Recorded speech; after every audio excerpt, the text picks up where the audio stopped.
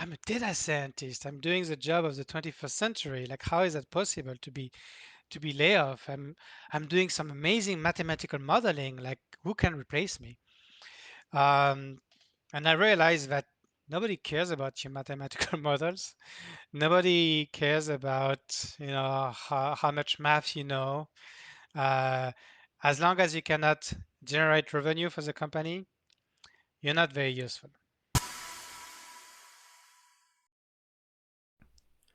All right, so hello everyone, and welcome to the AI Stories podcast. I'm Neil Leiser, I'm a data scientist at Iwaka, and I will be your host. So, first of all, welcome to season 2 of AI Stories. We're kicking it off today with Damien Benveniste.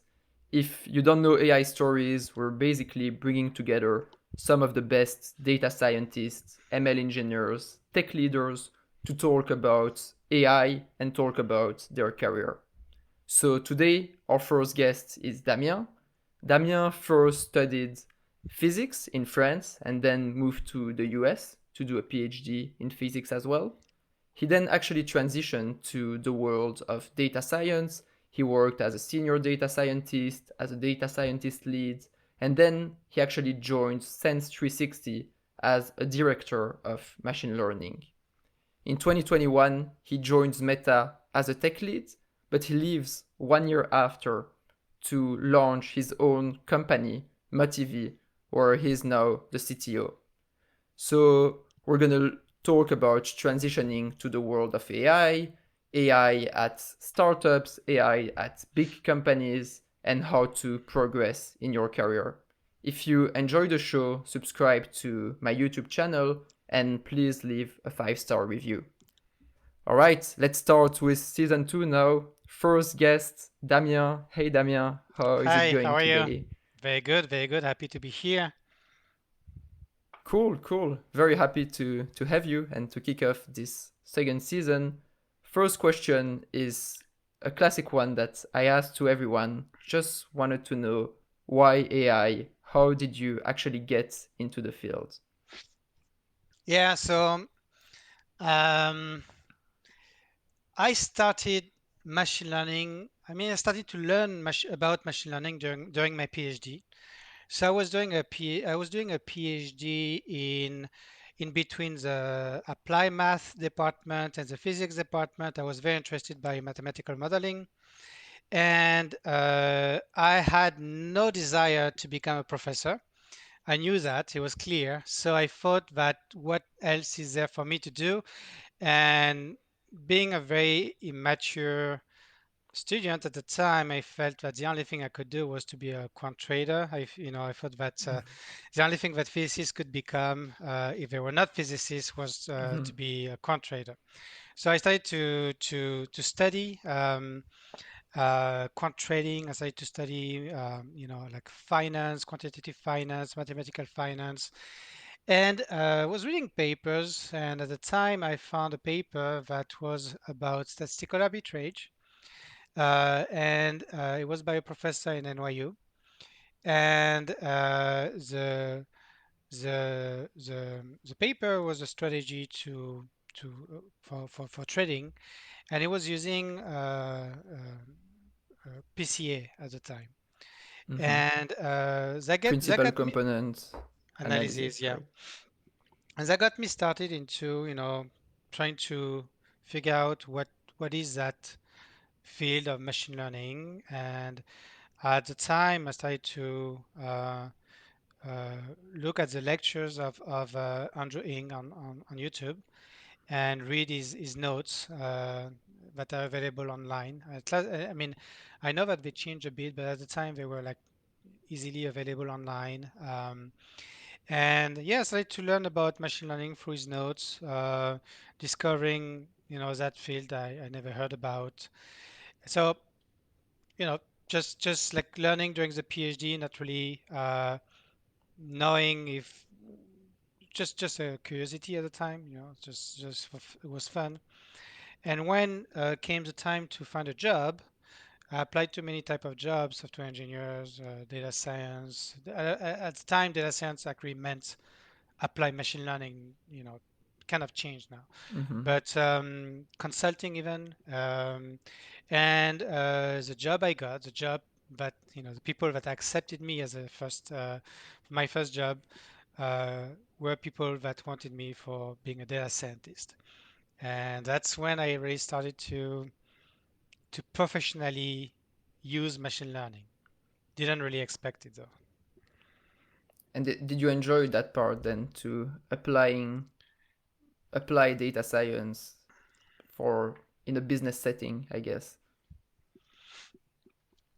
Yes, very much actually. Something that was very interesting to me during the PhD, and actually almost did a PhD in it. So I started to do my PhD in the theory of quantum magnetism. Then I didn't like it at all. I didn't like the setting, and I tried to change my PhD advisor. At the time, I was at Johns Hopkins University, Mm-hmm. and I found a guy in University of Maryland, not too far, that was working on econophysics. So that's the basically the theoretical tools of physics applied to economics. And I thought it was fascinating. The idea that you could model mathematically people or people behavior, Mm-hmm. I found that amazing. Um, I didn't get to do a PhD in econophysics, but uh, building, you know, machine learning models to predict how people will react to a marketing campaign, or how people will react to ad on Facebook, or how people would react to, I don't know, like to maybe how they would churn from from a product, or for as you as customers. That's something that was the next best thing and becomes the first best thing, as I started to really learn and appreciate more and more the field. So yeah, definitely something that I've enjoyed over the years. Is it the prediction parts that really Predict? interests you? Like No, the fact that you can predict things in the future or predict behavior or predict. Like we use the word predict, but I don't feel I ever predicted anything. Like I'm not thinking that we see the future, right? We mm-hmm. just establish correlations between variables.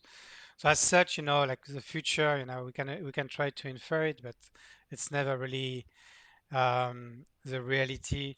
Is it about predicting? No, I think what first really I enjoy in machine learning was not about predicting. Was really about opening a book, learning about those mathematical models that were put into algorithms to to have applications on things.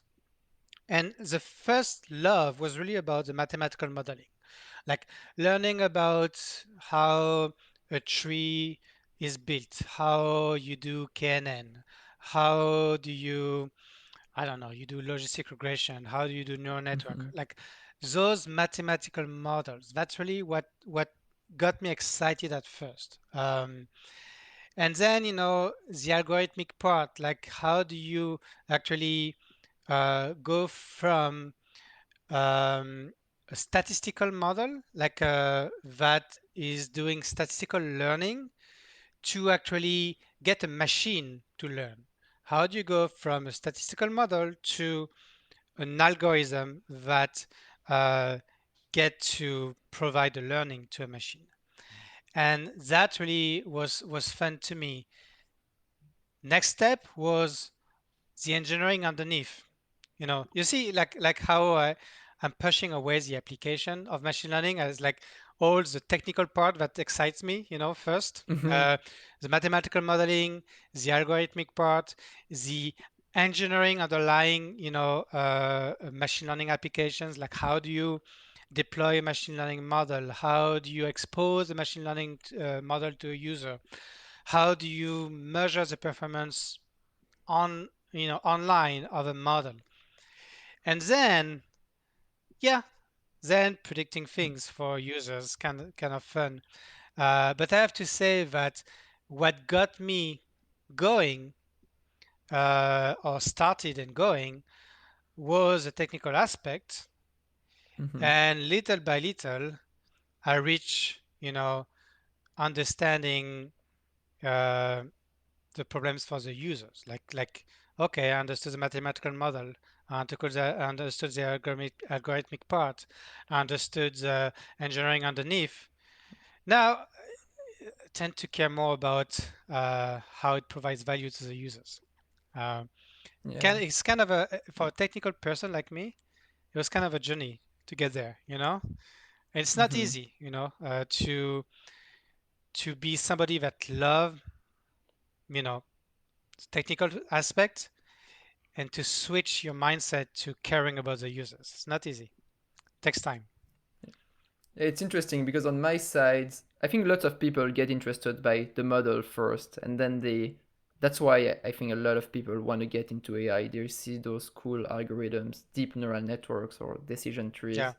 On my side, it was more like what I really like is that you can solve problems that a human cannot solve, like without code. Like it's something so complex. You've got high dimensional data that's just impossible to analyze by a human without having, a model or an algorithm or something underneath. And so I really like the fact that we can solve really complex problem using AI. I'm more passionate about solving problems really rather than how I got to this solution, which model I used or something like that. But that makes sense to me. I would put as a context for myself that I actually experienced that prior to machine learning. Um, Prior to machine learning, I was, dealing with first like mathematical models that, are there to do what you cannot do by hands, or I was using numerical simulations to Mm-hmm. simulate some data, some experiments, Monte Carlo simulations to generate some data or to analyze some data. Um, so when it comes to numerical tools, uh, mathematical tools, I already was applying those. So it was not to solve problems for humans per se, but it was to solve problems that could not have been solved without those tools. To me, when I discovered machine learning, I was already pretty good at numerical tooling, numerical Mm-hmm. simulations, and um, I was just discovering a new tool that was doing something different, that was having some different applications. Okay, applies that new tool in that in that specific context. So to me, it was not the the fact that I was discovering a tool to solve a problem as such was not new to me. The fact that I Mm-hmm. could solve specific problems was new to me because machine learning is only useful for a specific set of Yeah. problems. Um, but yeah, I did not experience that novelty with machine learning. That makes sense? So you said something, yeah, no, I think that makes sense. You got used to other kinds of problems during your PhD, I guess, and even before. And you mentioned Yeah. something interesting that it was difficult to make the transition from at first you were interested in the technical stuff, so the models and things like that. Then you moved to industry and you found this transition difficult. Can you touch a bit more on this? What's the difference between academia and industry, and why can the transition be difficult? So uh, in terms of academia, I'm going to set the context that it was a PhD, right? So it's very Mm-hmm. different from Yeah. doing a master or doing a bachelor.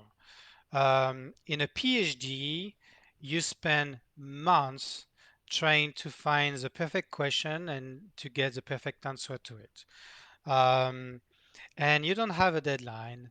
You don't have, people that can fire you.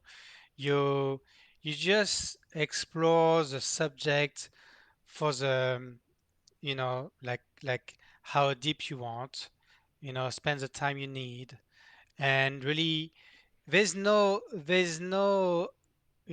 good enough in academia. It's like you need something that is publishable. It has to be novel. Nobody has done that before. It has to be perfect. You cannot publish something if you misquoted somebody or if you did something that somebody else may have done before, um, or you're not setting correctly the context for your work. In the industry, you have, you know, you work in companies that have investors that have action, like a shareholders. Mm-hmm. And so, like if you work in a public company, like you have the quarterly reports, financial reports. If the reports are not good, you fire a little bit of people.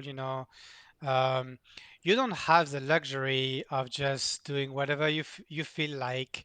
You need to be useful, right, in the industry. So you need to provide um, some results that outweigh your salary. That Mm-hmm. are you know you need to make sure that what you provide as a service is generating more money than that you're costing. And there's something, especially for a PhD person, there's something that is actually tricky. It might be easier for somebody coming out of master to actually understand Mm-hmm. how to quick transition to the industry. Especially, in the PhD, you spend years doing things on your own, meaning that you kind of built an ego. You kind of built confidence that you can do things on your own and you don't need to be told what to do. So there's something there, like about the way to work. And yeah, I think it takes time to understand that you need to work on timelines, on deadlines, that you need to produce things that are useful for the company. Like I remember, like one of my first job, like my second job, I was working at EMC, and my title was what, senior data scientist researcher. What was I doing? We were doing some r- kind of research and development, uh, and I was taking some data that were available and tried to develop some algorithms or some models to make sure that we could help, like the business, optimizing the business. And it was we were given a lot of leeway on. um, it was much like try to actually find new ideas. It was not like, Mm-hmm. you take some data, you build a model, you deploy the model. It was much more, trying to find things that were not done before. And I was very happy in that job because I was building models. I mean, like mathematical models, and trying to find algorithms, and it was fun, but I was useless to the company. And I got laid off from that job. It got, the company got merged with Dell, and they lay off my whole team. And at the time, I was like, I'm a data scientist. I'm doing the job of the 21st century. Like, how is that possible to be laid off? I'm doing some amazing mathematical modeling. Like, who can replace me? Um, and I realized that nobody cares about your mathematical models. Nobody cares about, how much math you know. Uh, as long as you cannot generate revenue for the company, you're not very useful. So, being laid off was a good learning experience, I guess. Wow, So, yeah. that's I think super interesting um, to hear that. Yeah, actually, the point is you need to be useful, and I think you need to get shit done. Like in I mean, I haven't done a PhD. I'm straight from a master, so I'm not Mm. really don't have this kind of academic background. But I know that sometimes in academia you need a lot of time to get a really good paper that has new results, and so you need time. But in industry, you don't really have time. Like if you tell your boss that you need, I don't know, 1 year to improve the accuracy of a model by 1% or something like that, like they don't have time for this. So you actually need to get shit done quickly, and you don't really need something new or use the latest deep learning Yeah, model. You just need, as you said, exactly. to be useful and provide, well, get some revenue. And it's funny, but now that I think about it, um, like what you're trying to optimize in the two different settings is very different, and it takes time to unlearn for some reason. It seems obvious, but it takes time to unlearn. Like during my PhD, what I had to optimize for was to find the newest model, the newest mathematical model, the newest model that would get me to publish a paper that people would cite, you know. And a Mm-hmm. citation would be like the metric, the KPI I cared about, you know, or how a novel, was my model. And it's funny, but you spend many years in a PhD and you start to just value this, have a model that nobody has written before. That's what is meaningful. That's what is the thing that I value.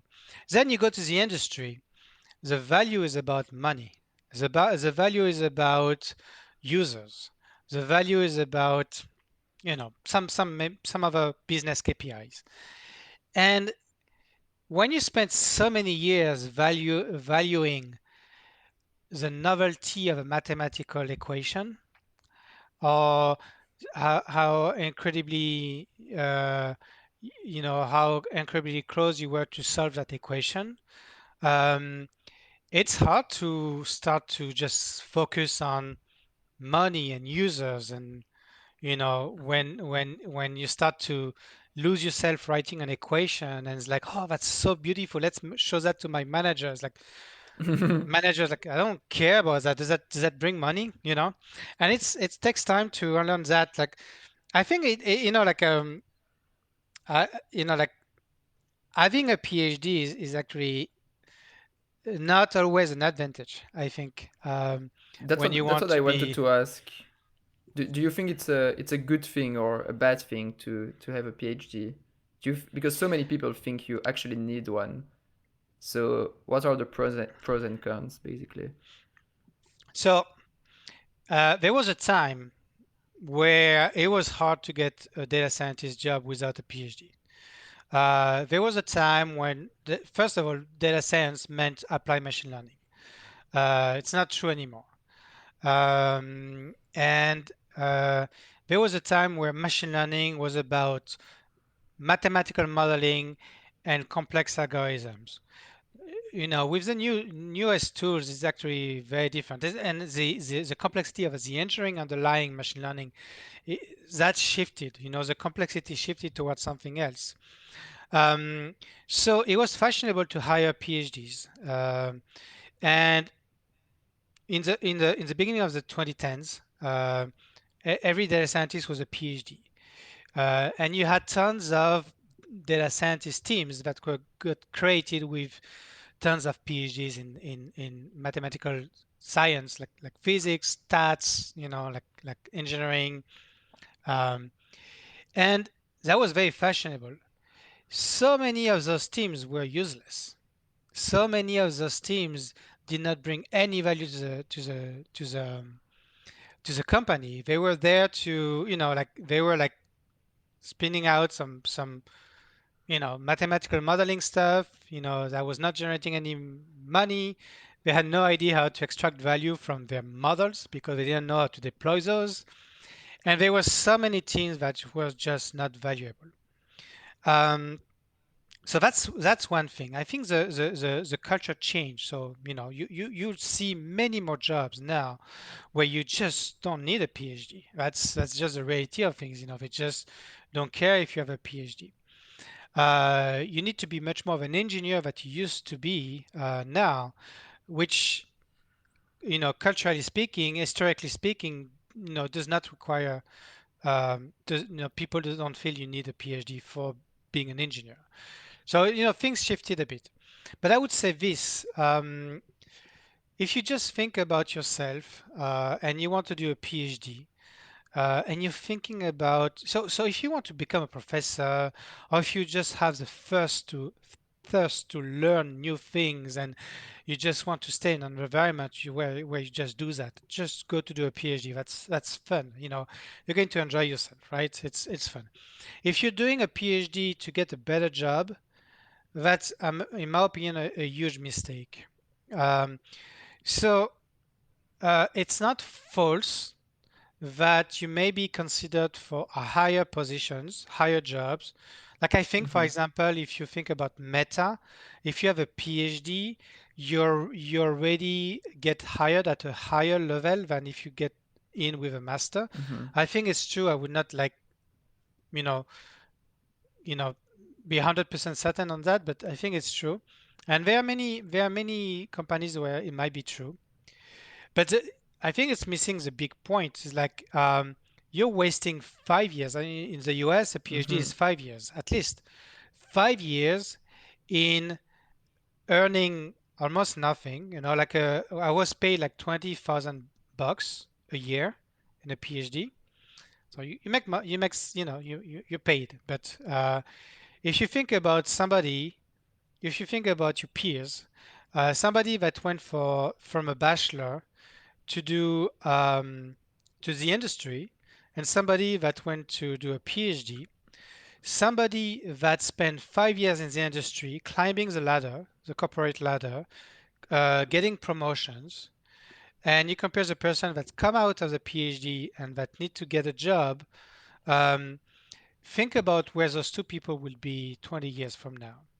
The person that didn't waste 5 years in a PhD got quickly into the industry, quickly climbed the rank of um, of the corporate ladder, and got promoted faster, made a better salary quickly, accumulated more money for those 5 years, maybe bought a house. Mm-hmm. Um, so if you think about where you will end up at the end of your career, when you get a PhD or when you didn't get a PhD, I think you're better off, much better off, to build a better career to not go to do a PhD. Um, I noticed that when I was looking at, I mean, I was seeing myself getting old, and I was seeing people having the same age than me, me being at the bottom of the corporate ladder, and other people having the same age than me, or maybe having graduated from a bachelor at the same age than me, or the same year than me, um, being CTOs, being Mm-hmm. VP of something, in a big company. And they just, where I spent years trying to build mathematical models in a PhD, they just climb, got a better job, better promotion, better. And now, it doesn't mean you're happier, right? But I think you get a better chance to build a better career faster. Uh, if you don't have a PhD. If you think about all the big CEOs of the big companies, if you think about now where you work, your CTO, your CEO, your COO, your CFO, I'm ready to bet that none of them have a PhD. Mm-hmm. One other thing I would add. So, when you're an expert, because when you come out with a PhD, people sees you as a people see you as the expert. People want to keep you as the expert. You may not be as valuable as a manager than you are as the expert working on the ground. Um, so you're more useful on the ground Hmm. than climbing the corporate ladder. So Yeah, yeah, no, I think yeah, there are pros and cons, I guess. I can see in my company there are some PhDs who are just very technical and can solve complex problems very quickly, which is also useful. But yeah, at the same time, sometimes you might struggle. You might get stuck into a rabbit hole, right? As you mentioned, trying to derive an equation of or something, and you're like, wow, that's beautiful. But yeah, actually, we don't really care. yeah, So yeah, I think overall, it's I agree with you that do basically do what you like. If you want to go to academia because you're passionate, and I mean do a PhD because you're passionate about learning new stuff, then yeah, do it. But if you know that you want to go into industry, that's what you want to do in the long term, then you don't really need to waste 4 or 5 years of your yeah. life just to get a better first job when you go out of academia. Let me add one point because I didn't give um, a good picture to the PhD. One thing, one so give me the let me give you like a couple of good points of the PhD. Um, Having a PhD for me has somewhat be being a superpower also, um, because something that so the real superpower of a PhD is that you spend years learning how to learn, and now I feel I can learn anything. I'm very confident that I can address any technical problem and I just need to learn it. And I don't need to ask anybody to do so. Um, and also, something that is somewhat not as useful as a superpower, but I think I'm noticed that with my peers is that I tend to be much better at applying mathematics to so I see people coming out of bachelor master, they know their equations, they know their models, and they saw in a book, they can copy it on the paper, a piece of paper. But because I spend time deriving equations myself and creating my own equation, I feel much more comfortable just speaking in terms of math and actually just feel confident I can just invent something with math. So it's kind of a superpower. I would not dismiss that. Mhm. So I want to zoom into another part of what you mentioned again, just following up on that. You got laid off at some point, like all your team you mentioned got laid off.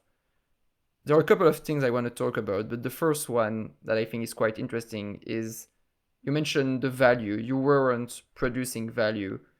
I think that's something probably very important if you're looking for a data science job, like making sure that the company really need you and that you're actually going to be useful, because so often I can hear startup of 3 people hiring a data scientist, but they don't have the data, they don't have the data engineering, data infrastructure part, and they want a data scientist.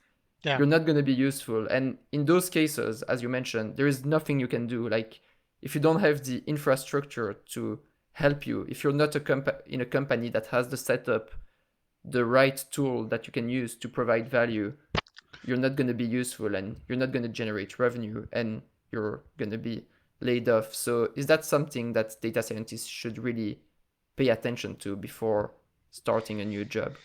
especially data scientists. I think, especially machine learning people. I think things change, but still true now. But there was a time where people felt that machine learning was magic. Like it was going to magically. They were reading blogs. Like think about your CEO or they just read blogs about how machine learning is like so useful, how data is the oil of the 21st century. So they bought into it, and it's like, oh, we need to find a way to make to make money out of it. So it's just like hire the people that has the word data in their job title or machine learning in their job title and throw them into the mix to see how that works. But the it's very it can be very risky, but because many people that hire you may not just have a clue of how to to extract value from their data, extract value from let's say machine learning. And I it's it's less true now, but I still talk with people that say, yeah, I want to be that company. We're going to have machine learning that does this and that and this, like some magical things that machine learning could never do. And it's just like, yeah, like like people get very easily blinded by the hype around, those new keywords, that hot keywords like machine learning, Web3, I don't know, like Mm-hmm. so it's very important to so right now so I got laid off a few times. And now I'm founding my company, and so I'm a very different setting. Maybe I will have to go back to being an employee. I hope not, but maybe I will have. Something that I would be very careful, and I was careful of, is that um, I I don't want to feel scared the whole time I work in a place. I want to feel, that my job is secured. And when you do machine learning, your job is not as secure as somebody that is doing front end or even data engineering or salespeople. I don't know, because they are closer to the users, closer to the cash flow than you are as a machine learning person usually. So I think it's very important to understand if your use of machine learning or the use of machine learning they want to do is actually very strongly connected to the cash flow of the company, and you need to make sure that it's a big chunk of it. That you're just not like that it's not like a small Mm-hmm. subset of the revenue. It has to be really linked to the revenue to make sure that your job is secure. Um, so it's something to be careful of. If you go to work in a startup and the business model is not directly linked to machine learning, or the way to make money is not directly linked to machine learning, the main way, you should not work there, because it's you're not going to be useful after a couple of models are being deployed. Um, Startup, they focus on one product, maybe two products, or two ways to get the product consumed. If machine learning is not part of that product, well, it's not going to be efficient for them to keep around some machine learning engineers, some data scientists that are just like on the side of what the main product is. So yeah, it's very important to be careful there. So I just want to zoom again on one part. You mentioned you got laid off 3 times. Do you want to talk a bit about this? I'm mostly interested in. I know that after that you got a job as a director of machine learning at Sense 360. After that you joined Meta. So once you get laid off 3 times, how do you get up after that? Like how does it work? First of all, what happened, and then yeah, how do you manage to keep going and end up as a tech lead at Meta? First, getting laid off is not uh, does not remove your skills. It does not remove your experience. So it's not clean on the resume, but that does not mean that you know you cannot you don't have the skills anymore. So I got laid off 3 times in a row at some point in my career. That was every time you get laid off, it's super painful. You feel like I never felt more ashamed or even sad. When I was laid off from EMC, I was actually on OPT visa, which is like a student visa that is extended as a work visa. I had 60 days or 90 days to find a job. That was the worst, you know. So yeah, like you get up because you need to pay your rent, you need to pay your mortgage, so you cannot just spend time crying on yourself. Um, and yeah, like the I don't feel that it has been a blocker in my career. Um, I think it delayed things in my career, where people spend time in one company, climbing, going from one job to a more senior job. Like I didn't get to do that because I was laid off 3 times in a row, and that was painful at the moment, but I got maybe delayed a bit in climbing the ladder. But uh, people are still ready to be confident in what you can do. So the hardest thing I think is having to explain every time why I got laid off. Why why I have three short jobs in a row? And yeah, I mean, it's something that was like I didn't know every time how to explain that. So I was just saying, the reality of things that I just went to work in a startup and deploy a model, and we just realized they didn't need me anymore. Or I got in a big company and they laid off a whole department, and like you say that, and you swallow the pill, and people still hire you. So it's not a big deal, but it just helped me to focus a bit better on what job to look for.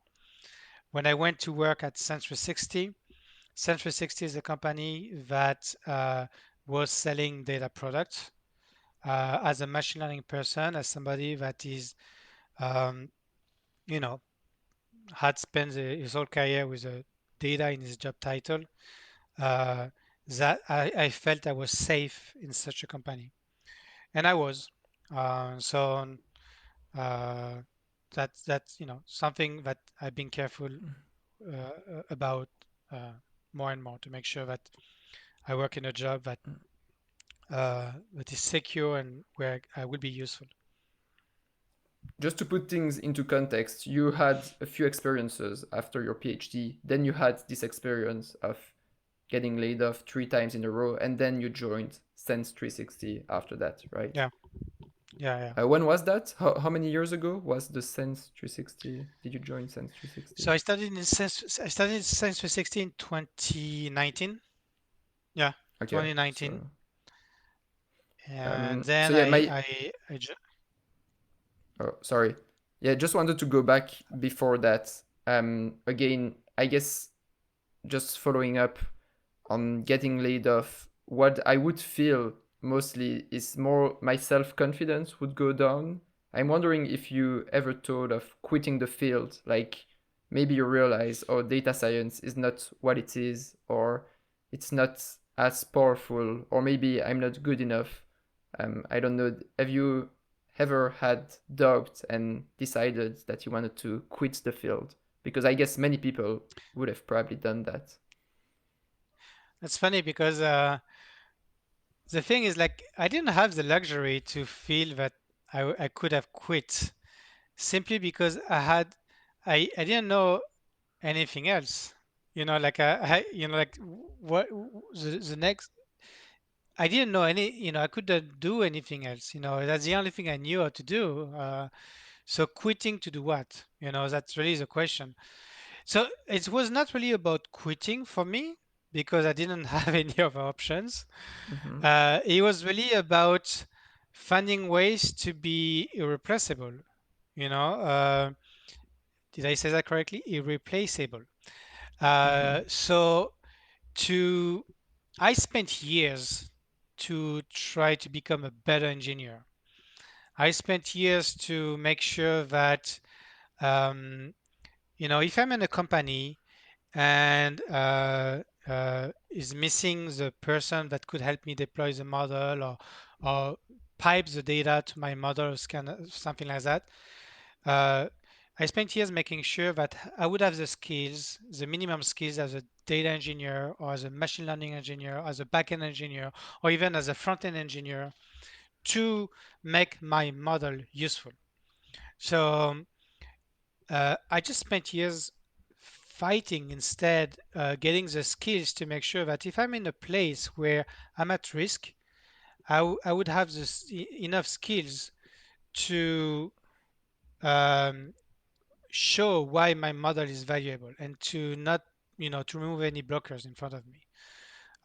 So that's something that I worked hard on, like making sure that um, there was no excuse. It's like, oh, there's no data engineer to pipe your data to your model. We cannot do it. You're fired. No, I would have the skills. I would say, let me do it. You will see that my model is valuable. Um, and yeah, so it really helped me. Like when I was in Sense 360, I was wearing many hats. I was a backend engineer. I was a data engineer. I was a machine learning engineer. I was like I was the architect, I was a manager, so I was doing everything to make sure that with the headcounts we had, with the resources we had, we would be successful because my job was on the line, So that's the way I kind of, I didn't quit. I just made sure I was stronger. Mhm. That's more how I see it. Is this when you learn the most, you think, when you get those punches?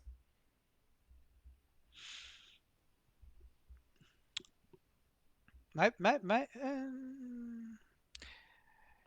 I don't think it was true fully for me. I always had this first of learning things. When I came out of my PhD, I felt I knew nothing apart from physics, and I felt really uneducated. Like, talk to me about politics, no clue. Talk to me about economics, no clue. Talk to me about computer science, no clue. And I was, like I was pretending. I mean, I was like, I was applying to software engineering jobs, for example. It's like, how, how can I pretend to apply to those jobs not knowing anything about computer science, engineering, So I had that first of learning, So I was learning those things that I didn't get to learn during the PhD, and I was super excited. I went back for a master in computer science after my PhD. It was a part-time master, and yeah, I was so excited about learning. I always learn being, I always like to be in a situation where I have no clue how to do something in such a way that I just need to learn how to do it. I really love Mm-hmm. that. If you give me something that I've done before, I'm bored, you know. Mm-hmm. So if you give me something that I've never done before, it's like where I would be the most excited. Um, I guess being punched helped me strategize what I should learn, where I should go, what I should focus on in my career, how I should adapt, my philosophy around what's work and what's life. So being punched maybe readjust your vision of the word and how do you adapt your skills to that vision. But I would not say that's where I was motivated to learn new things. You know, um, that helped me strategize maybe a bit better. Yeah, I was maybe thinking about more learning about life, you kind of realize. I need to be useful. Yeah, exactly. Strategy, basically. That's what you said in some sense. I need to be useful. So you kind of need to find ways to improve. And because you got punched, you kind of have this pressure, which It, I it, was thinking it would make you. yeah, yes, yes. It really, like being laid off really helped me understand what what I was working for, what I was. You see, when I was doing my PhD, I loved just solving problems. Like I felt like, oh, if I could just solve problems all my life, I would just be happy. And I went to work in some jobs in the industry. It's like, oh, I'm solving that problem and that problem. Okay, it's fun. Oh, I got laid off. Okay, it's not that fun. Oh, I get laid off again. It's not that fun anymore. You know. And so at some point, I just realized, like, like, now I have a family. I'm paying a mortgage. I have two kids. I'm more interested to spend my weekends with my family than to solve problems, the same problems over and over. So it just helped me readjust, like, what's important, what am I Mhm. working for? And when I think about the like the company that I'm founding now, I mean, trying to, um, I think, you know, understanding what's important helped me, you know, jump, helped me, really take the step of doing it. Because I could have continued like in companies and solving problems for others, but honestly, like, I'm not enjoying any as much anymore working, and solving problems. um, for me, the dream I have is not about solving that problem or learning that new algorithm. It's going around the world with my wife and Mhm. doing a world trip. That's what excites me now. um, it's helping my kids learn something new. And I guess being punched so many times helped me realize that, a job is not that kind to you, or at least it's not as kind of the life you get when you can just hug your kids, at night. So I don't know if that makes Mhm. sense. Like, readjust, what was important in my mind. Mhm. So yeah, that was super insightful. I want to focus now a bit on Meta. You mentioned that after Yeah. Sense 360, you joined Meta as a tech lead. So can you just explain briefly what you did there? What was your role? Why did you need AI? Just a kind of Mm. high level overview. Yeah, so I was working in the ads core ML organization, um, and I was specializing in automating model optimization at scale for all the machine learning models that were used for ads personalization, ad placement on Facebook, Instagram, etc. So 500 models, big models. How do you, um, you know, build optimal architecture or optimize hyperparameters such? So it was neural network, so architecture. Mhm. How do you optimize those hyperparameters? How do you have an algorithm that will optimize those architectures and hyperparameters in an automated way for all the different models that we would have? Um, I was working uh, closely with people from my org that were like ML engineers, people that were in the infrastructure org, that were people that were providing us more of a,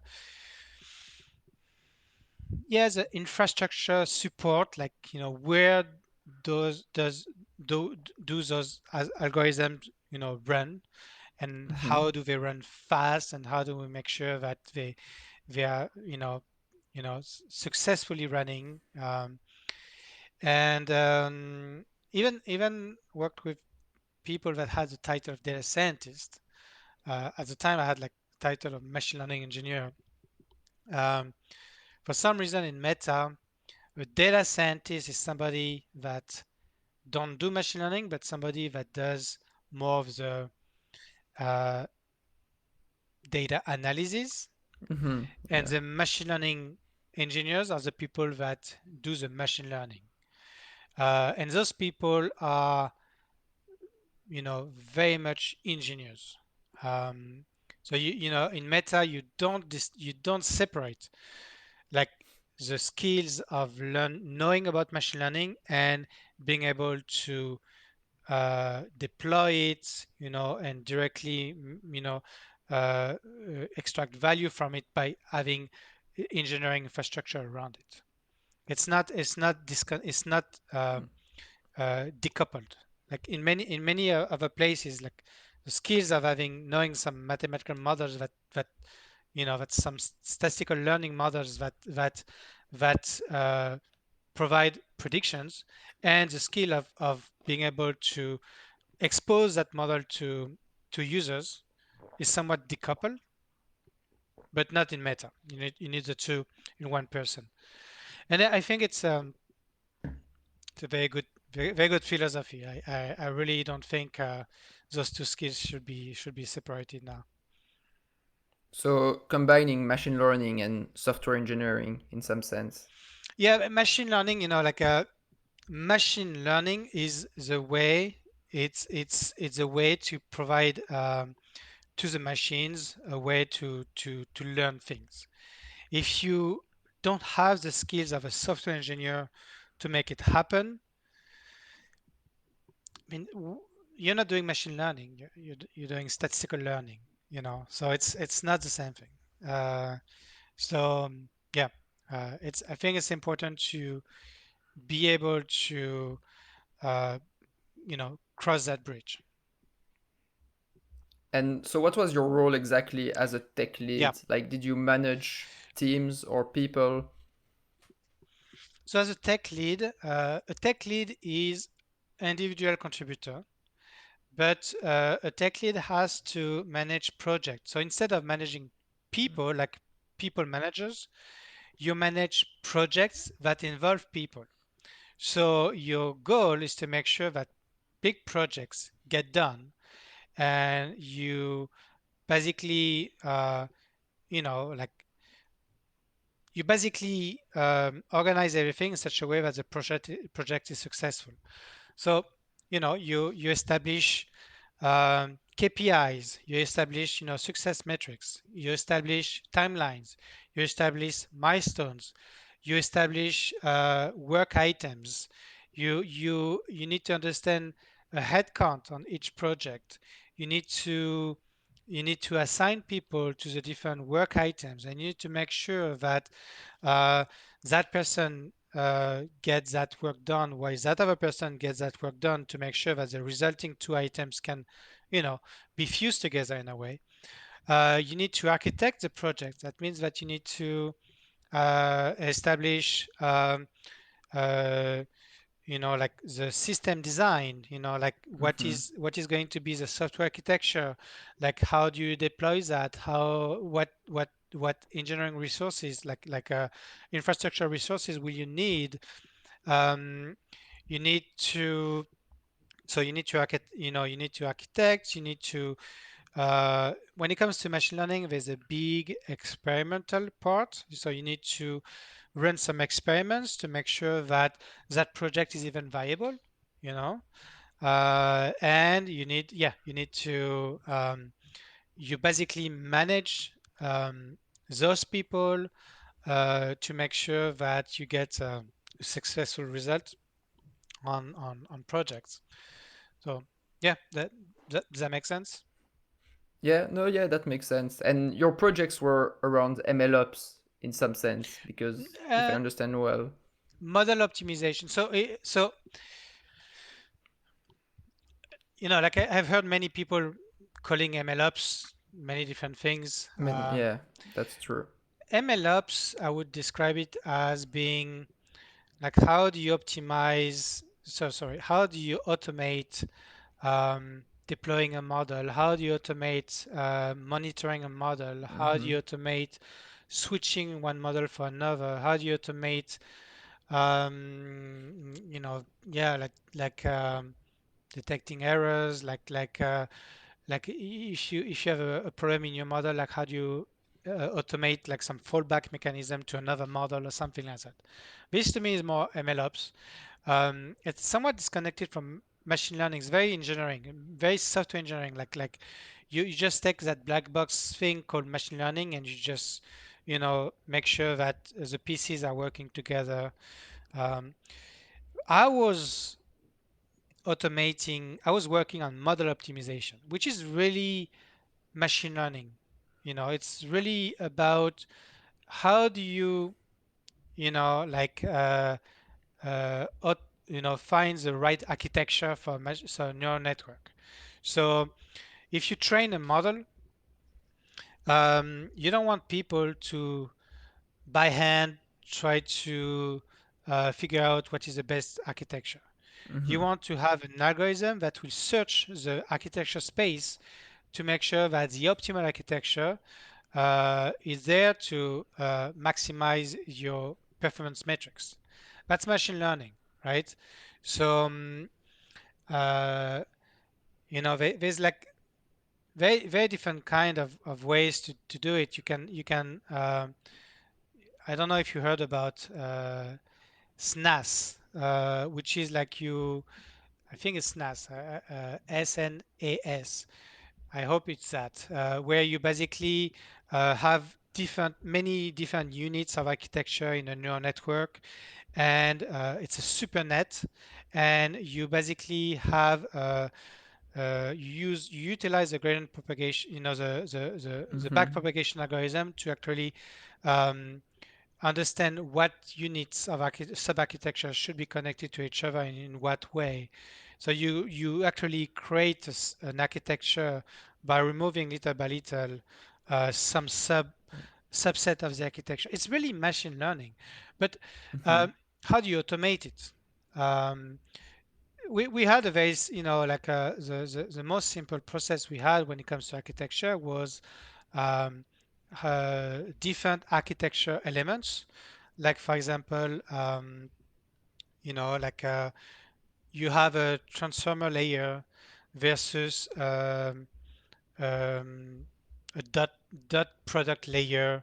Like which one do you choose where? So you basically cross validate those different options. And we had like many different options on what we could inject into an architecture to make our models better. But how do you automate it? How do you uh, efficiently search that space, which is huge? Cross-validating, Mm-hmm. hyperparameters architecture is a NP hard problem. So there's like it would it, if you want to solve that problem perfectly, it's like a exponential uh, complexity time. Mm-hmm. Um, so yeah, I would it's much more machine learning than Yeah. MLOps. That makes sense? I thought you were, well, I thought it was more retraining models, but now I understand that it's basically, yeah, for any kind of problem, you want to have a neural network and you want to find the optimum neural network in some sense based Yeah, on the number of layers, the type of layers, well, all the hyperparameters, if I understand correctly. exactly. Yeah, exactly. You have a set of features, a set of output. Things you want to predict. What is the model you put in between to get the better results? And the idea is that you get different data sets, so different features, different targets, and you want to automate that for any set of features and targets and loss It, function. loss functions, no. But in the context of ads, core ML, Mm-hmm. it was always a similar problem to be solved. So you see, maybe one advantage is that it's somewhat of a subset of all the problems that could exist, which is just ads, and the type of data that we would have would be somewhat similar across models.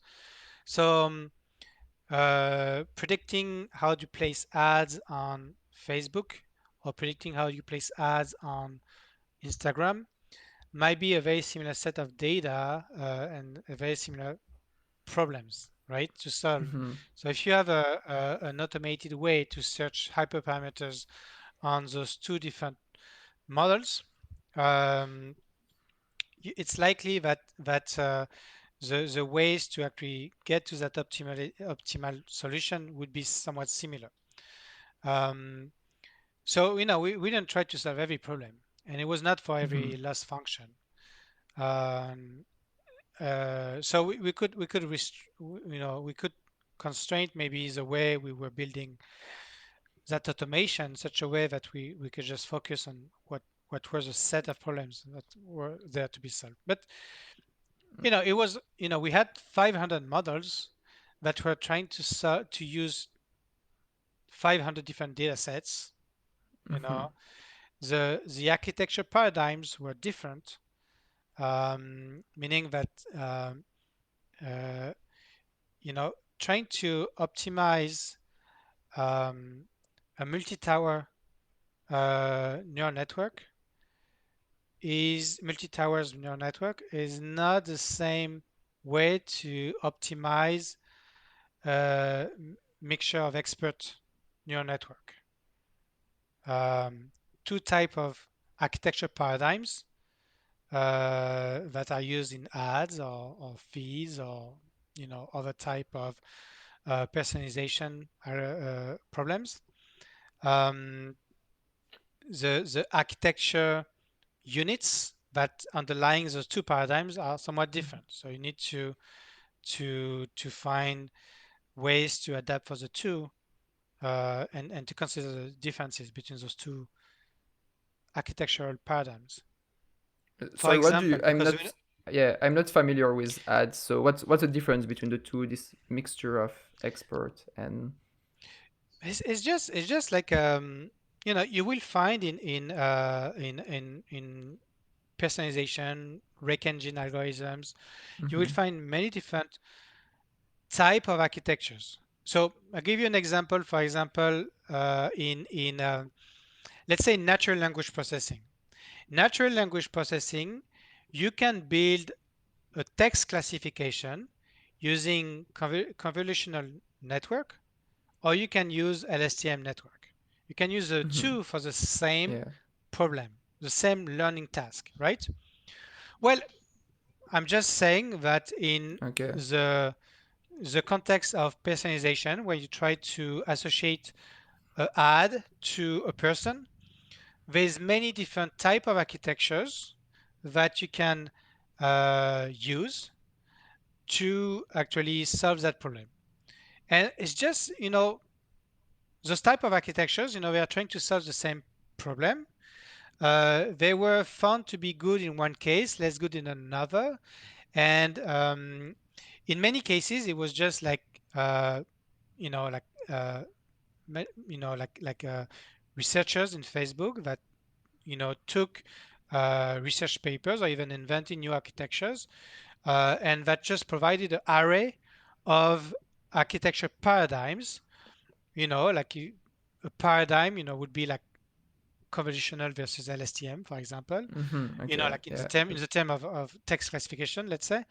And like you would just test them against each other for the different classes of problems you're trying to solve. Yeah. That Uh, makes in some sense. cases, in some cases, like some teams would just use a specific paradigm for a specific learning task, and that's the space you need to work in to help them. If you want to build an automation tool for them to help them build better models, that's a word you need to live in, to work in, to make sure that you help them.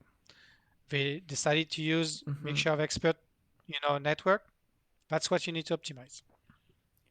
How do you That decide makes the sense? value? How do you? Yeah. No. That makes total sense. Hmm. How do you define the value of this project? Because you're trying to make models better, but could you relate this directly to a business metric? Like if I manage to automate this way, I would generate X time more money. It seems quite difficult to relate that to money, but I know that in industry we often talk about money. So, So it's funny you say that because I would say that I never worked in a job where it was easier. Um, so ads is maybe the place, maybe the application for machine learning that is the most directly useful for machine learning, where you can the most directly link the predictive performance of a machine learning model mm-hmm, to money. um, because people clicking on ads is money, directly money. People are paying for ads, so you can, we can easily understand how much revenue ads placement were generated, and you can easily A/B test two different models, um, and use as a metric revenue, which is very difficult in many other cases. In many other applications, if you do, even if you do customer churn, it becomes a bit more difficult because you need to establish, like LTV of your lifetime value of your users, and maybe the way you're selecting your users, may have an influence on the estimation of the LTV. Like, so mm-hmm, it may not be as easy, in other cases. Customer churn, it might be not the greatest example because you can somewhat tie money to the problem, but ads is very easy to tie money to. So when you build a tool that, first of all, optimize your hyperparameters. Optimizing your hyperparameters means that you're actually generating better models, right? It's really tied to, it's really one of the only thing you can act upon to get better models. You have maybe the model paradigm, you have your features, your data. Um, so feature selection is another problem, and you have the model architecture. So that is one of the things you can act upon to make better models. So if you build a tool that automates, like how to find quickly in huge networks better hyperparameters, then you can first measure how much better it is. You can run experiments and measure how much better it is.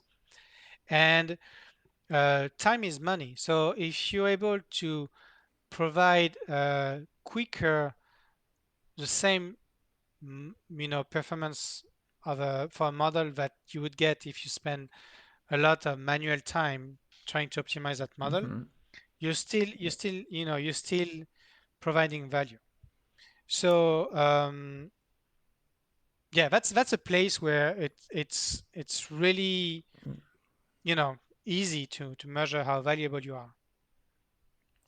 Do you have a magnitude of how your project impacted the business, like in terms of money? Do you have a rough idea of I can try to give you a rough estimate? an I don't estimate. really. I'm just interested. So ads is 95% of the revenue in Facebook. Facebook generates, I think in 2021 generated $40 billion. Um, and I remember it was many months ago I was working there. So, but I remember like um, uh, calculating at some point that if a model is improving its performance by 1%, it was $400 million, in revenue. Um, and yeah, when we were improving our models by 0.5%, boom, it was like, a huge success. Um, So yeah, I mean, if you find a way, if you find an algorithm, if you find a process that gets your model to improve your performance by 1%, uh, you're you're Mm. you're worth your salary. Okay, You know, interesting. many Very. times over. Yeah, yeah. That's interesting, and that would be my last point on Meta. I mentioned before that yeah, your manager wouldn't be interested in improving an algorithm by 1%. That's because I work in a startup, and in a startup, if you improve an algorithm by 1%, um, you're not generate. You want 20-30% improvement. Like 1% in a small startup is nothing, but at Meta, 1% or 0.5% is quite a big thing. I'm wondering, because you work at different places, what are the differences between a startup and Meta? Were you in terms of philosophy, in terms of tech stack? I guess with Meta you have the Mm. latest algorithms and things like that, or the latest tech infrastructure. So just a short comparison. I would like to bounce on your point earlier, that you said. Meta is a very different universe than any other place. Like very few places can compare to ads in Meta. Because ads in Meta might be one of the most mature organization in the world for machine learning. Along with maybe Google Search, like Facebook's feed. I don't know, like some of those big things like that. Um, what that means is that so we have in the ML, so in the ads core ML organization, 300 engineers. Uh, 300 engineers. So I know it started with much smaller amount of people. Uh, years like more than like about a decade of hundreds of engineers trying to optimize models for ads. Uh, that's where the most money is spent Mm-hmm. in Facebook. Like you want those models to be the best. Um, what that means is that at the right now, if you go to work in the ads core ML team, um, it's like it's one of the most mature place in the world, and it's not anymore about you know trying to figure out how things work. It's really about super optimizing things. Um, the data has been figured out. The infrastructure has been figured out. The learning task have been figured out. Now it's about trying to find that latest algorithm that will be better than the previous one. Um, the algorithm that will be a bit faster, the one that will be using less resources for the same performance.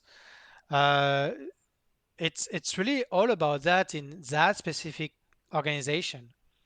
It's so different from most places because in most places you're still trying to figure out what you Mm-hmm. what the hell you're trying to solve. What's In the most data? what's the data, Mm-hmm. and you still have people trying to figure out what's the data. Still have people that is trying to figure out trying to figure out how to get better features. You still have that in Facebook, obviously.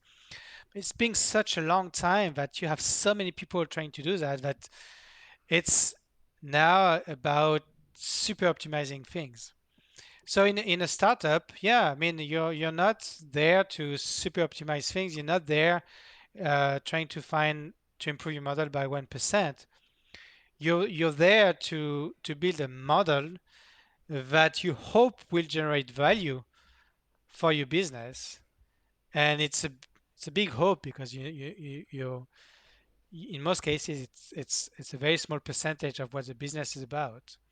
Um, and you're still trying to figure out what data you need to acquire to get your model better. You're still trying to figure out how to make your inference faster Mm-hmm. by building better infrastructures. You're still trying to figure out if you need to hire more people because you may not have budget for that. You're still trying to figure out if the gain you get by those models is worth the cost of your infrastructure.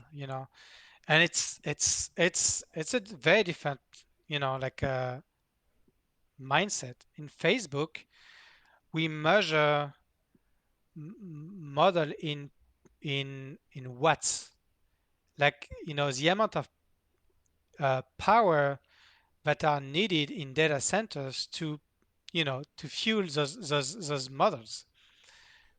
I mean, I never seen a place that measure model performance in some aspect of the model performance in watts. Like how Mm-hmm. much the machines are using in terms of energy. It's a very different world than any other place, I think. Yeah, very interesting to have this picture because yeah, in a startup, well, where I work exactly, we're far from having everything optimized. But I think that's also an interesting bit is we need a lot of things we need to build ourselves. So we need to we've got some things that are already built. We're not starting from zero, but you need to find how to retrain your model automatically or how you can improve the monitoring performance or things like that. So you've got so many problems to solve, which I think is quite interesting.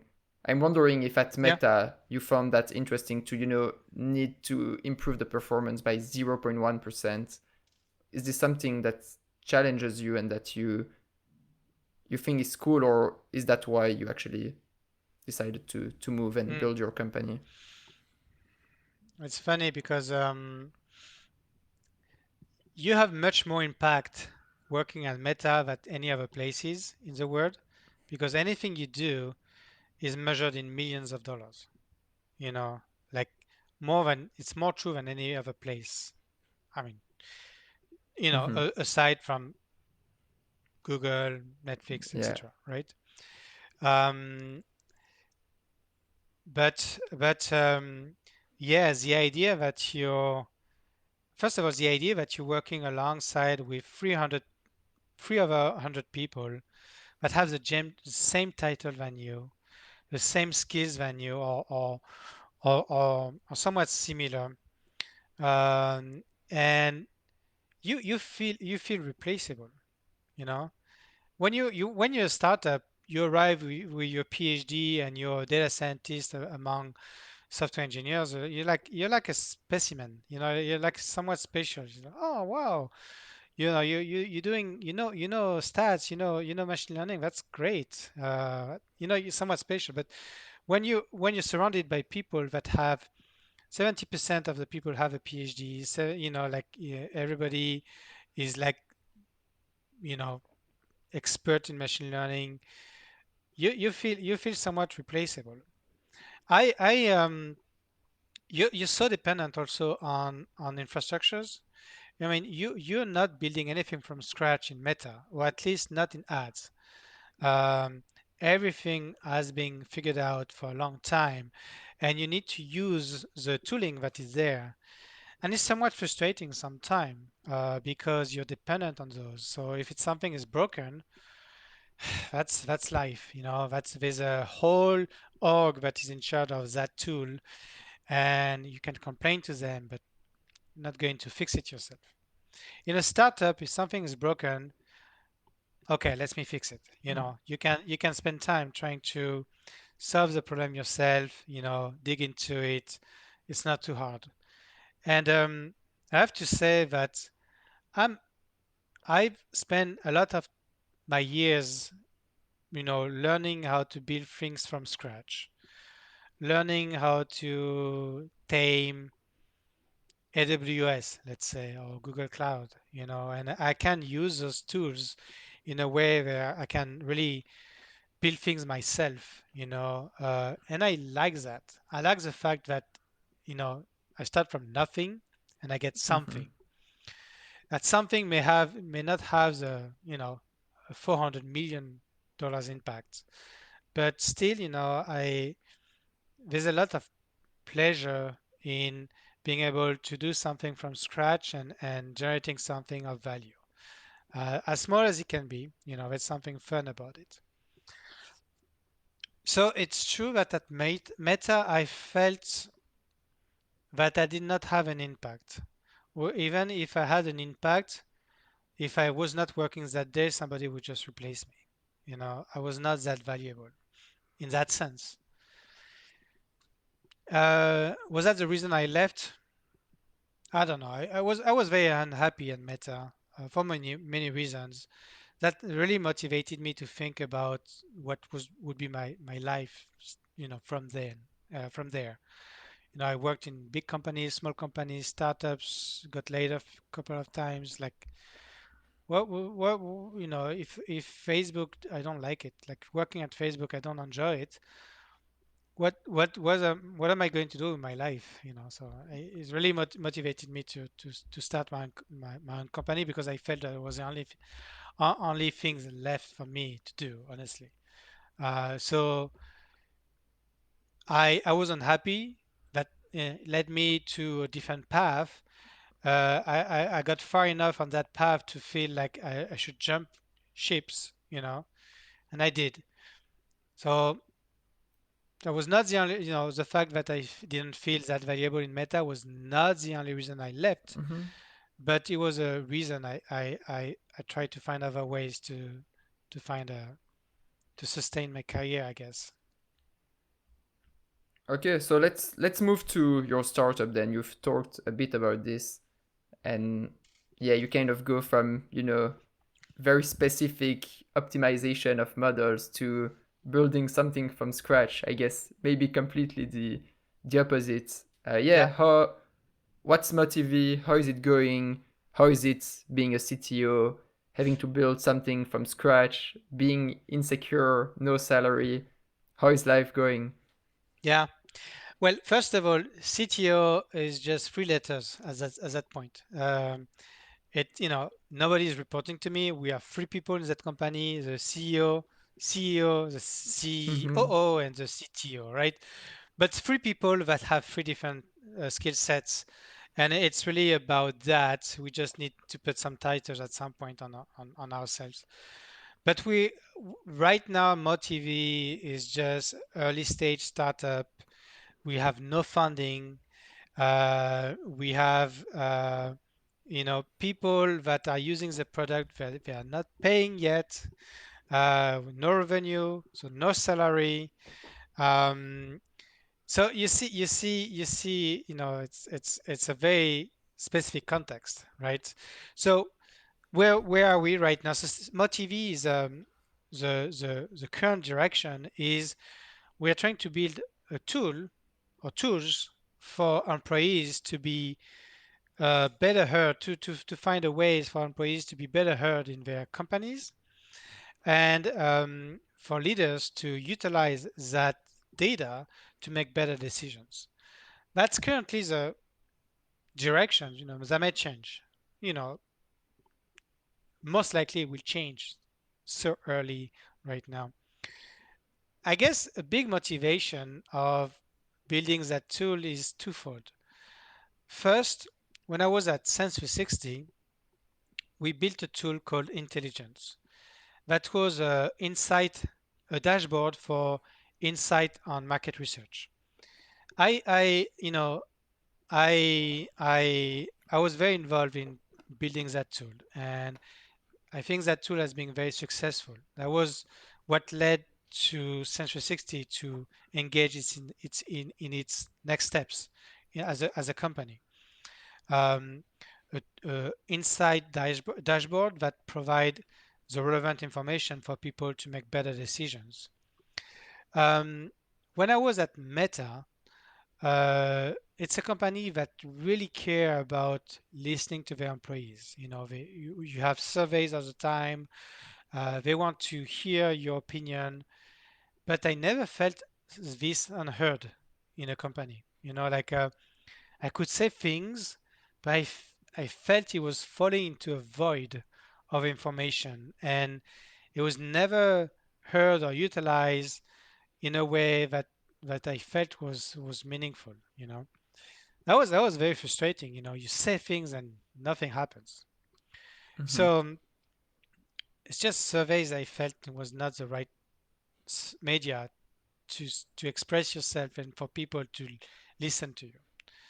So really, when came the time to found my own company, those two aspects, really came together. The fact that I already built a tool on providing insight for to make better decisions, and the fact that I was coming from a place where, you know, a place that spent a lot of effort and energy and money to listen to the employees, but I didn't feel it was successful. So, I was very motivated to build a tool that could do that. So that was a big motivation. Um, and the excitement about trying to understand what is a real problem from people. So talking to potential customers, understanding what they need to be solved, what needs to be built. So it was not about machine learning. It was about what are the problems and trying to figure out what could be a good solution for that. Very exciting. And the idea to build a product from scratch, that's fun. That's really fun. You need to figure out the smallest things, like how you have people logging in your tool. How do you secure your tool? How do you, I don't know, all the little things prior to even think about potentially machine learning, you know? So all those little things are very fun to figure out, and that's where we're at. Like trying to build a product for people to make sure that they find value in what we're building, and it's tough. Like we've heard so many people giving us a sense of what are the problems that need solved, and yet like we're building tools and we don't seem to yet have understood what uh, what are the right tool for the people to make sure that they can really extract value from that tool. So it's a long process. Alongside customers, there are investors. So sorry, Investors are different kind. can I first Yeah, zoom on yeah, the go ahead. customers and then we can talk Yeah, yeah. about investors? I'm interested. Is this something very important to talk a lot with your clients to really understand? Basically, you're starting something, but you don't really know what the end solution will be. So you need to really talk a lot with your customers to really understand what they need. Is that an important part of starting a startup?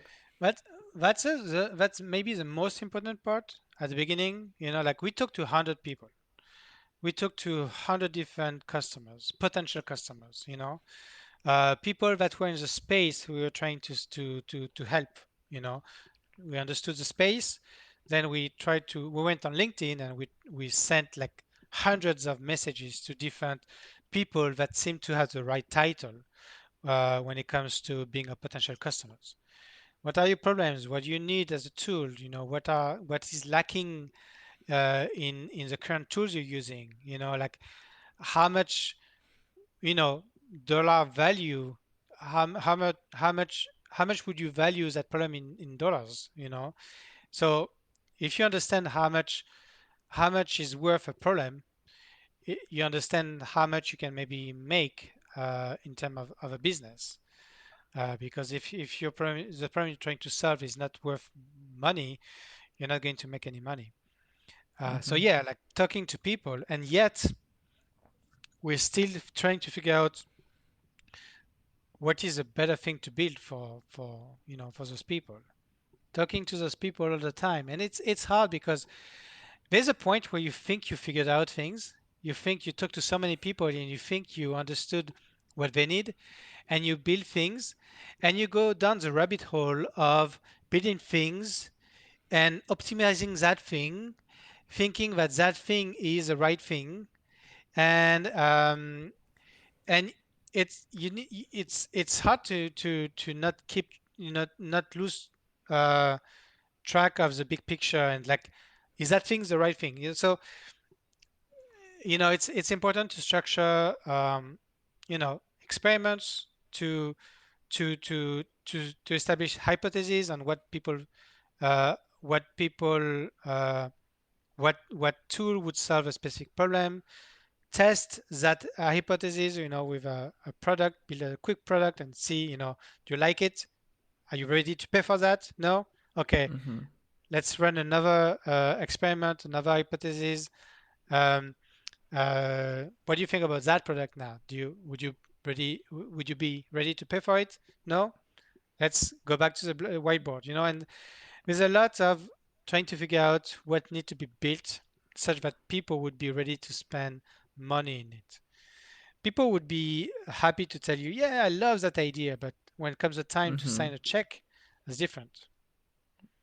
Yeah, good point. And then you wanted to mention something on the investors. I told you didn't raise any money yet, or Not yet, but yeah, we talked to many investors, and investors are another kind of customers because they are ready to, you have company and they're ready to, they may or may not be ready to spend money on you. So very similar to being customer in a sense.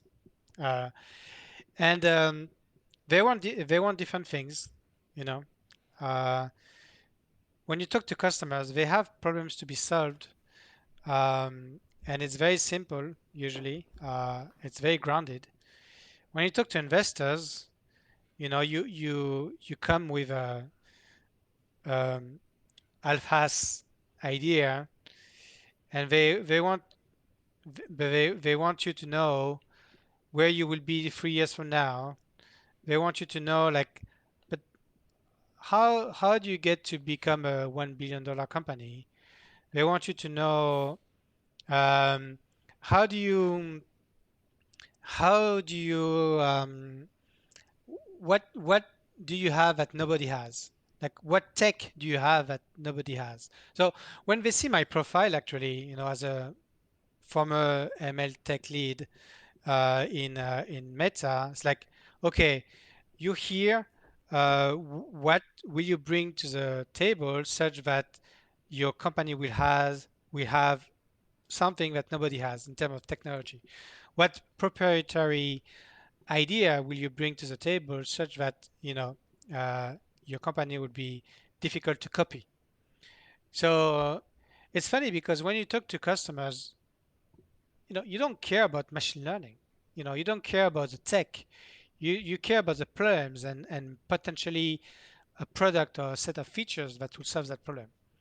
When you talk to investors, um, you need to solve a different kind of problems. You need to provide a different kind of answers, and you need to project them into some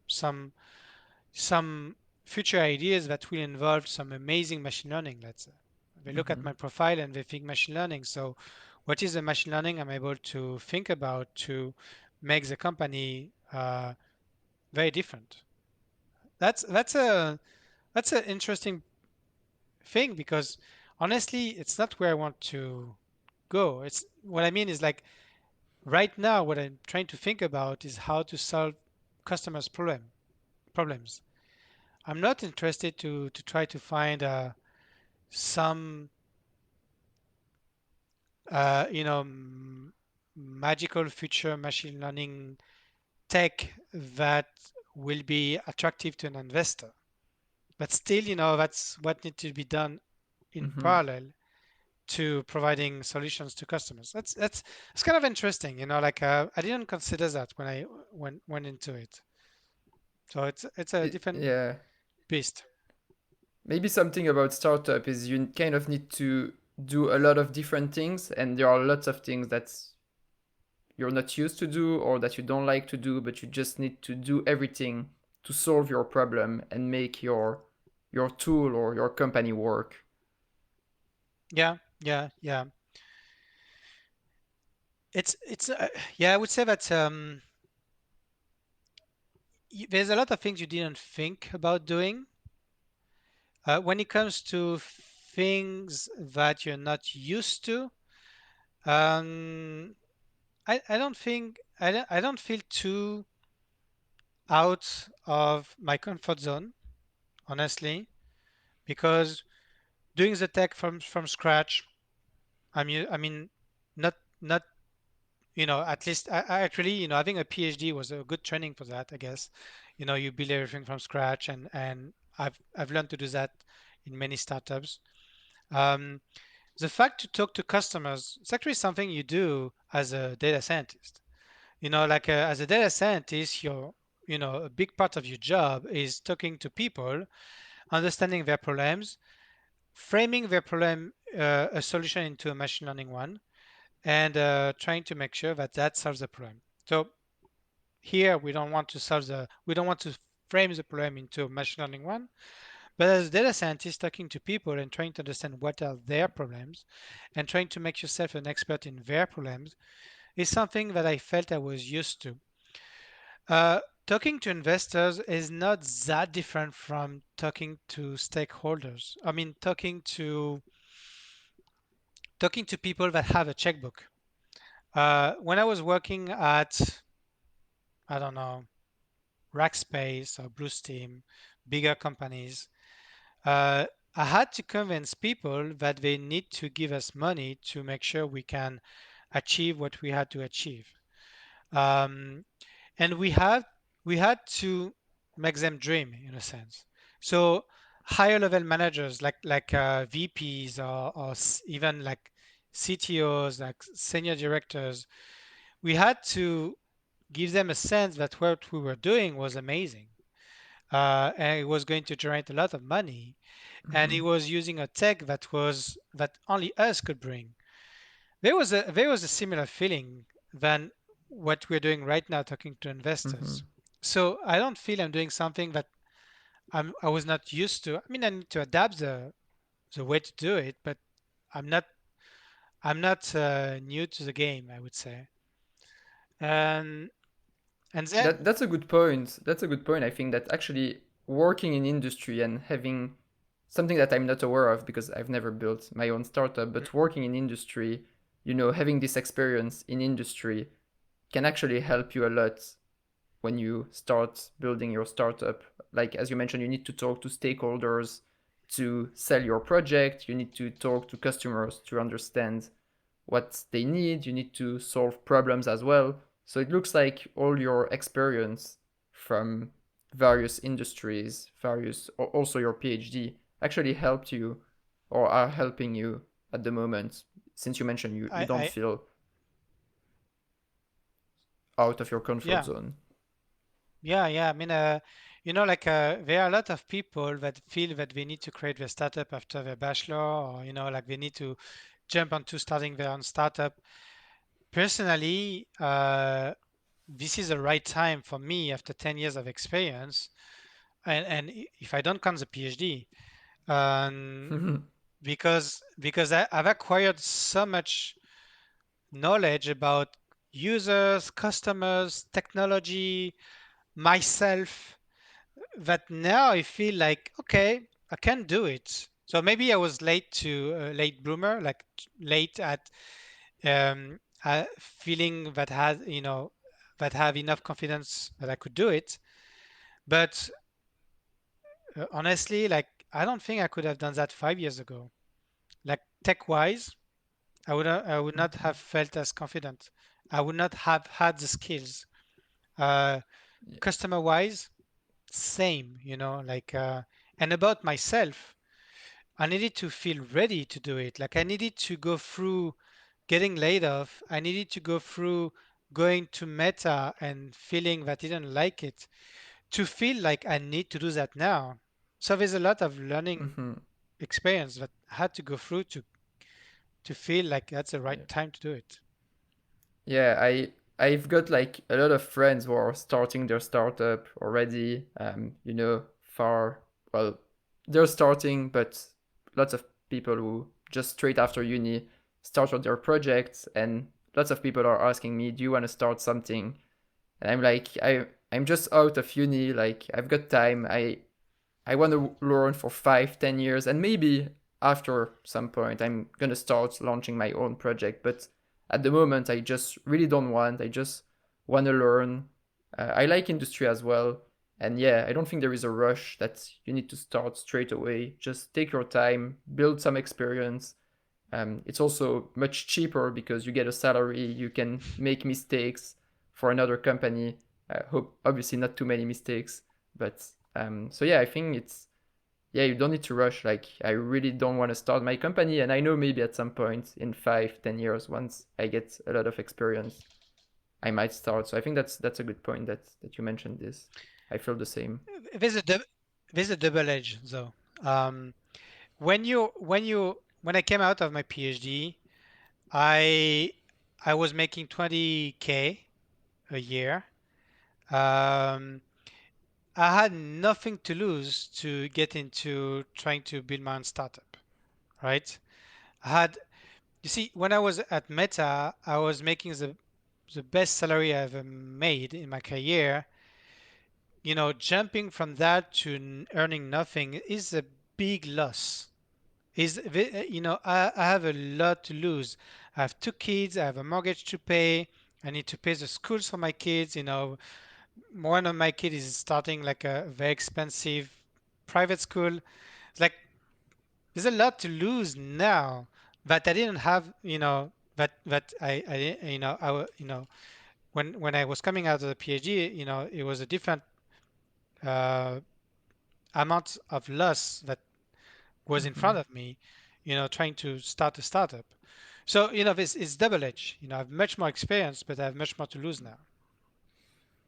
I guess it's kind of similar to the PhD vs industry thing. If you want to build your startup straight after, do it. But if you don't do what you like, if you don't feel ready, don't start your startup because you feel you have to do it now. If you don't want to do it and you force yourself to do it, you're probably not going to be very successful. So you kind of need to hear yourself, see what you feel, see what you like, and I mean, I would say kind of what you said. There is no rules. There's no you should start your startup after uni, or there's you should start your startup 10 years after. If you feel you want to start your startup, do it. If you feel you want to go to the industry, do it. If you feel you want to do a PhD, do it. Do what your guts are telling you to do. There's absolutely no rules. If you feel that you need to do a startup, you're 50, do it. There's no rules. Uh, and you should be aware of the lack of rules. You should not constrain yourself to a set of rules that some people are maybe establishing for you. So if you are following rules, you're not ready to do a startup because there's no rules. You know, Absolutely no rules in that word. good point. If you are following rules, yeah, yeah, that's true. I kind of agree that startup is very messy and you can't really be too structured, or I mean you still need to have a structured approach, but it's yeah, very much more messy I guess than at Meta when you knew exactly what you had to do, optimize a specific tool. Yeah, I just want to definitely. know I just want to move on to basically the last question. Um, Mm. Looking back at your career, if you just had one advice for someone to progress in their career, what would it be? Like just one advice.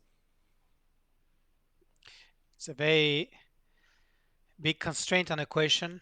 Um, so I would say, something that I feel today is like I'm on LinkedIn a lot, and people are seeing me on LinkedIn, and I see a lot of young people starting their career. Like they keep asking me questions, what they should do. Even had a guy asking me like, should he go to that university or that university? It's like, like some people asking me what book they should read, what field they should study. And at some point, it's like, I have no clue, you know. I figured out things through doing mistakes, and I survived, and I'm fine, like I made so many mistakes, and it's okay to make mistakes. To make mistakes, you need to make a choice. So instead of keep keeping asking other people what you should do, just do one thing, just do it. Don't ask people what book you should read, just read a book and figure out if it was the right book to read or not. If it was not the right book to read, just read another one and read another one. If you go to do a master and it was the wrong master to do, that's okay. Just figure out what you've learned from that master and just move on. If you started a PhD and you quit during your PhD, figure out what you've gained from it and move on. Be Go forward. Don't try to figure out what is the right thing to do or be sad about the choices you made. Like I've been laid off. I have a PhD in physics, which in many regard was a waste of time for my career. But I have no regrets, so I just move forward at my pace, my own pace. I build my own path. I make my own mistakes. I'm learning from it. Honestly, like when I when I look at what I know right now when it comes to machine learning, science, math, engineering, I'm not the most stupid on the subject. I I didn't start to learn the right thing. I just started, I just learned the things I felt was interesting, and that's where I am now. And I'm good. I'm good at what I'm doing. I'm good at what I do, and I didn't really strategize everything, like just so instead of trying to figure out what is the best move to do, just do a move and learn from it. So, like move forward. That would be Well, my advice. thanks so much, Damien. It was really great to have you here. Yeah, I personally learned a lot from your career, so yeah, thanks a lot for that. Good luck with Motivee, yeah. and I hope everything goes well. Thank you. Thank you for having me. It was fun being here. I've enjoyed speaking about, you know, machine learning, my career, and the future. Thank you.